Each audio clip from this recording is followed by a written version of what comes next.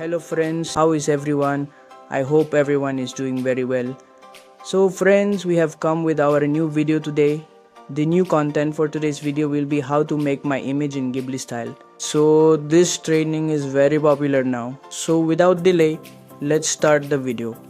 First of all, you have to use ChatGPT here because ChatGPT currently generates the best Ghibli image.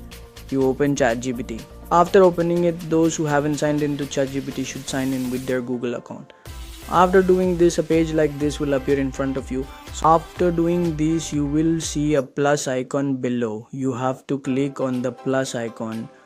Then go to photos and select the image you want to convert to a Ghibli image. Select that image.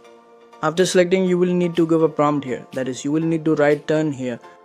This Ghibli Studio Style. You need to write this prompt here. After writing, you need to click on the arrow sign here. You will see here that an image will be created automatically for you. It will convert it into Ghibli style for you.